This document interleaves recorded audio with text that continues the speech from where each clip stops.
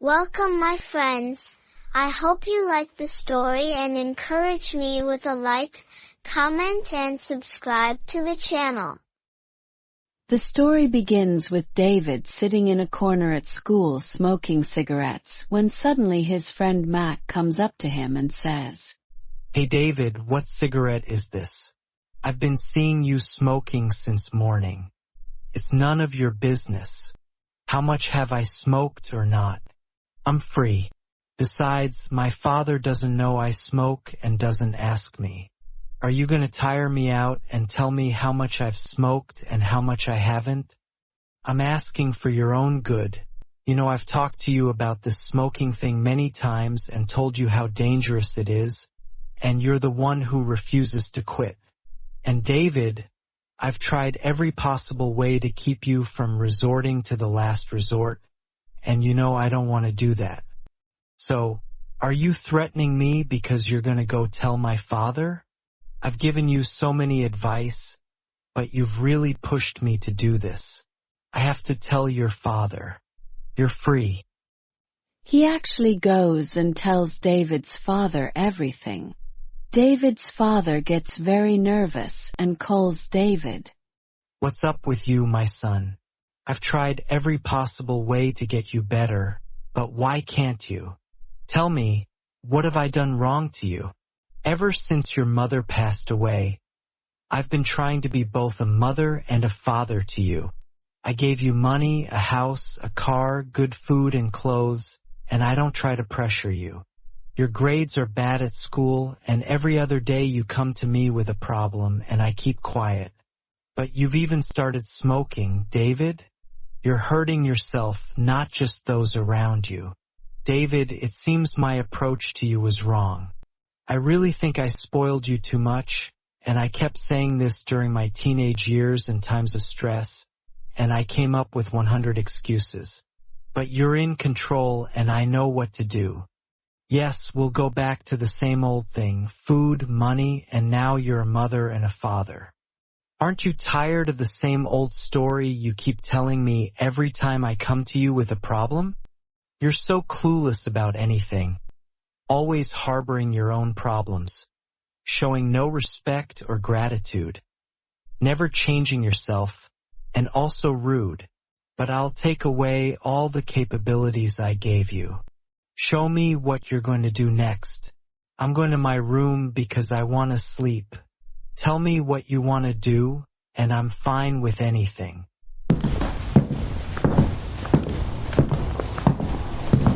He gets very angry at the way David speaks, so he decides to actually do what he's never wanted to do before.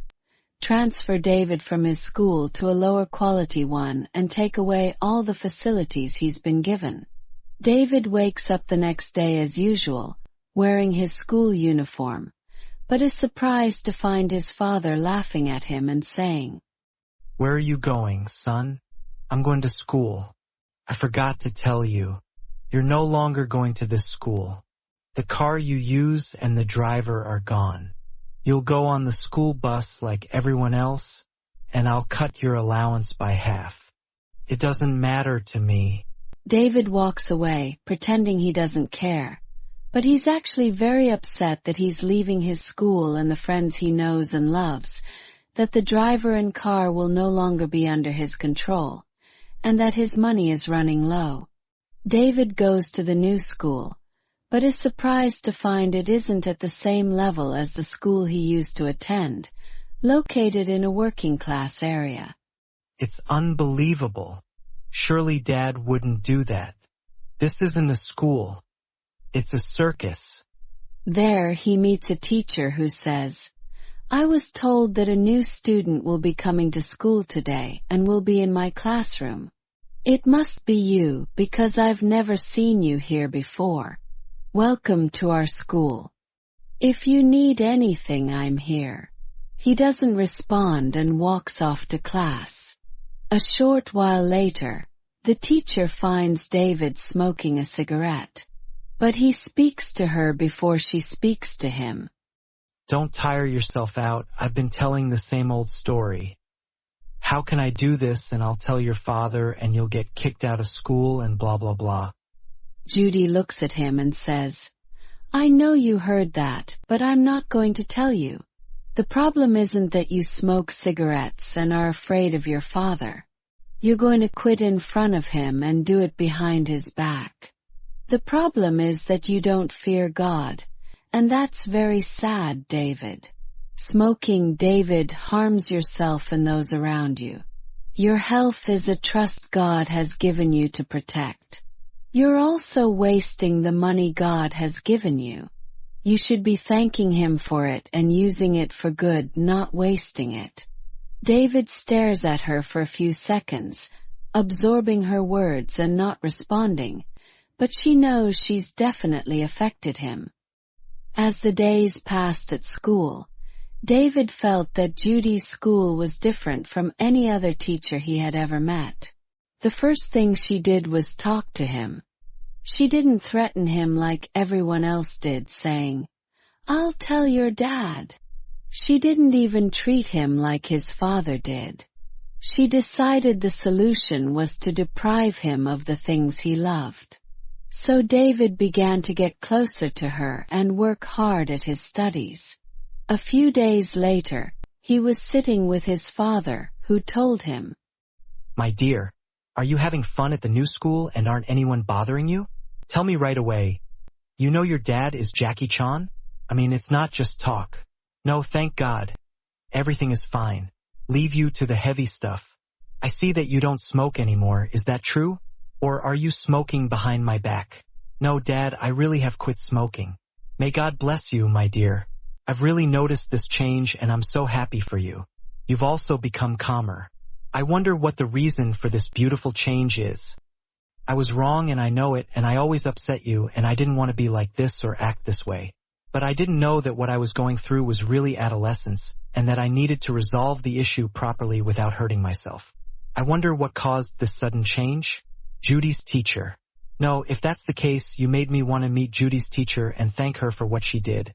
And I'm very curious to know how she did it and was able to do what I couldn't do. David angrily. No, you don't have to see her. Today's episode of the story has ended, and I hope you like it and also watch the previous stories. If you want a specific type of story, write to us in the comments. But why was David upset when his father told him that he wanted to meet the teacher, Judy? I will wait for your answer in the comments. If you liked our story, don't forget to press the like button and subscribe to the channel. I love you. Why don't you want me to thank the teacher who made you change so much? No, I don't think there's a need. I've thanked her enough, and besides, you're busy with your work, so I'll thank her on your behalf. His father is surprised by his reaction, but he says he's probably embarrassed that his father came and thanked the teacher for changing and moving on. He goes to his room and sits thinking to himself. He's confused. Why did I do this, and why don't you really want anyone to talk to her, especially Dad? I really don't know. The next day, David stands up to talk with his teacher, Judy, about his progress in the subject she teaches, but is surprised to find his father standing in front of him. It's a good thing I found you here, David. I was just looking for you at school. He looks toward Judy, the teacher, and says to her, You must be Judy, the teacher, right? I'm David's father. Yes, that's right. I'm Judy, the teacher. I'm glad I met you. Judy's teacher. I found David has truly become a different person since he came to school. I thought I had to thank him and come myself. You don't know what you did. This is a huge favor, and I'll never forget it. No thanks or anything. This is my duty to David and all the students, so there's no need to thank me or anything. I'm the one thanking you for your kindness and for coming to thank me. David stands watching the conversation. His anger at the height of his anger, but it doesn't show. Dad, we really have to get to class now because you're going to be late. David and the teacher go to the classroom, but he's furious. He spent the entire school day feeling upset about what had happened. As soon as he got home, he spoke to his father angrily and said, "What brought you to school? Didn't I tell you that you don't have to come or thank the school or anything, and that I'll thank them instead? Besides, I'm not a little kid for you to keep thanking people behind my back and telling them I've changed because of you. Excuse me, I don't want you to come to the school again or talk to the teacher, Judy. What happened because I came to your school and appreciated the teacher and the effort she made. Don't you think you're making a big deal out of it? And what's with me, I'm not a little kid. No, you're a little kid and you'll always remain a little kid in my eyes, even if you reach 70 years of age. I am your father and you'll always be my little son, no matter how old you get. I'm tired of going back to the same old stuff." David enters his room, furious after saying this, and closes the door behind him. Dad doesn't have to meet the teacher, Judy, again. I don't want her to talk to him or anyone else except me. After a while, David's father contacts teacher Judy and explains that he needs to communicate with her because of David's level of achievement. He wants to know how to deal with him during this difficult period, especially since adolescence has had a profound impact on him after his mother's death. Teacher Judy helps him, but David is unaware of this communication and remembers that the last time his father spoke to teacher Judy was at school. After a while, David's father becomes impressed by teacher Judy, so he decides to say to her, "You are well-mannered and you know David and love him. He's very comfortable with you and so am I. That's why I've decided to propose and marry you." "I was surprised by your request, and I thank you for your kind words. But could you give me a chance to think first?" "Yes, of course. And I also want to tell you that even if you don't agree, I don't want the good relationship between us and David to be affected." After a while, after consulting her mother, Judy calls David's father and tells him that she agrees to the marriage. "You don't know how happy I am that you agreed to marry me, and God knows I'll do everything in my power to make you and David happy. I'm going to go now to tell David. He doesn't know anything. He'll definitely be happy." David's father goes home and tells David that he has proposed to teacher Judy, and that she agrees, and they will be married soon. But David's response was a surprise to his father. He entered the room and started breaking everything in it. His father was surprised by his reaction, thinking he would be happy when he heard this news. After a month, the father and teacher Judy got married. They were very happy, unlike David, whose behavior had changed from before. One day, Judy was sitting on the living room couch, marking her exam papers. He looked at her from afar with a smile. Then he leaned closer and said, "I'm surprised you're still working even though we're newly married." "I have to love my work and my students very much. I want to know their level and wish them all the best." "And that's what makes me admire you even more." She smiled shyly at his words. A few minutes later, David entered, looking at them with disgust, and said, "What's this? What's keeping you like this? Are you still living the role of newlyweds and underestimating your own age?" Then he sat on the chair and said, "I mean, no question. How was your day? Or is it no longer important? You married my father and did what he planned. What are you saying? And what's this attitude of yours? You're ill-mannered, and I didn't raise you to be like that. quickly apologize, and note that she's not just your teacher.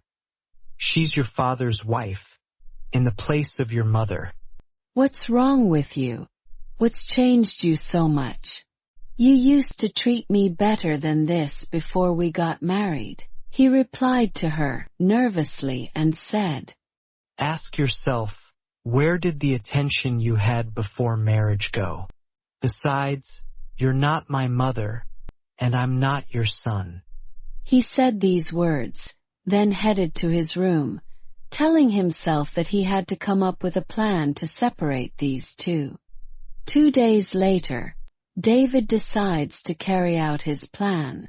He goes to his father and says, Dad, Miss Judy yelled at me in front of the students today, saying I'm a failure and won't succeed. What? Judy says that. She always compliments you, but it's all just acting in front of you. But in class, she treats me really badly. Before we got married, you were always complimenting her. What happened now? See? I said before the marriage. Before the marriage. Like I told you before, all of this was definitely because she married you. Her true intentions were revealed. Mark goes to Judy and tells her what he said. She responds by saying, Failure. Me. Mark, I've always tried to encourage David, even when he's not focused. So why does he say that? There must be something bothering him. Mark, I feel like I can't continue. David doesn't want me here, and I don't want to cause problems between you and him. Mark tries to calm her down and remove this thought from her mind, making her understand that he's just a teenager with mixed feelings, nothing more. After a few days, David notices that things between his father and Judy have normalized again, so he decides to think of something stronger.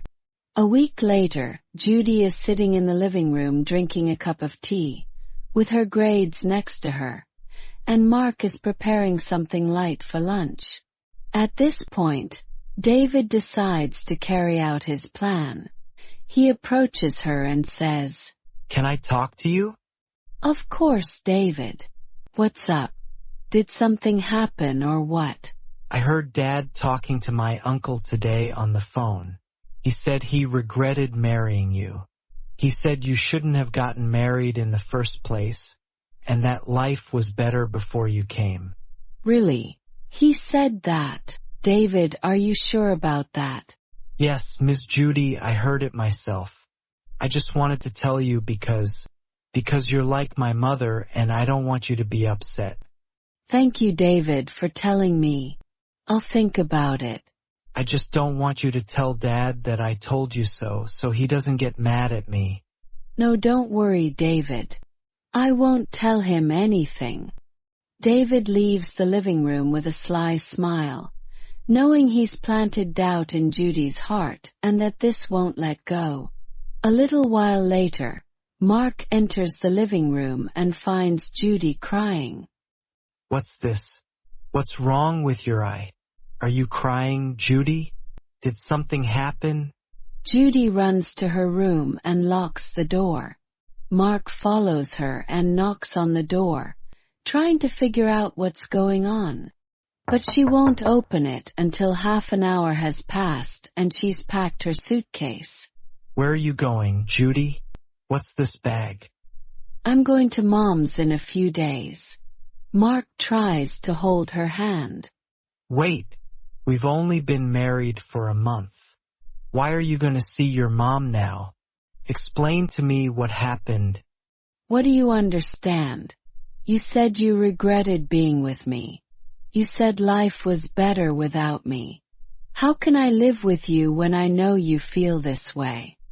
Mark doesn't have time to process what she's saying, and that he'd never said it in the first place. Judy quickly leaves and closes the door. David is happy. A week later, Mark sits in the living room, his face in his hand. He no longer goes to his company. David is sad about his father's condition, so he confesses to him. Dad, I did something that if I told you it would upset you, but I did it because I was afraid you'd forget me since I married her. I also felt that her interest in me would diminish, and you were always with her, laughing with her and caring for her. I felt like I was alone after she used to talk to me and laugh with me. David, you're my son, and no one will ever take your place in my heart. But Judy is also a part of our lives now. We're a family, and she also loves you very much. She cares about you, and we're supposed to be together, not upset each other. I'm sorry, Dad. I was the one who told Miss that you regretted being with her. I lied to separate you. Lied? So all this trouble is your fault? Yes, I was wrong. That same day, David decides to go to Judy to apologize and explain everything. David, I never wanted to take your place, nor did I intend to neglect you. On the contrary, I love you. I wanted to be like your mother, to help you, to be by your side. I was wrong. I feel like I lost both of you. Please come back home. Dad has been very upset since you left. I hope you come back to brighten up our lives. I'll think about it, David. 3 days later, Jody returns home and Mark greets her at the door. I miss you, Judy. The house would have been empty without you. I miss you, Mark. I came back because I want to give you two a second chance. We're a family. David shyly approaches them and says, I'm sorry, Mama Judy. I'll be better than now, I promise. I forgive you, David. We'll start over together.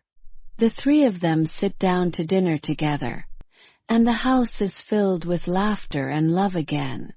David feels he's finally found his place in a happy, together family. Jody and Mark smile, knowing that the wound will heal, but forgiveness is what will make them stronger than ever. My friends everywhere, I hope you liked the story. And I hope you encourage us with a like, tell us your opinion, subscribe to the channel, and share the story. I love you.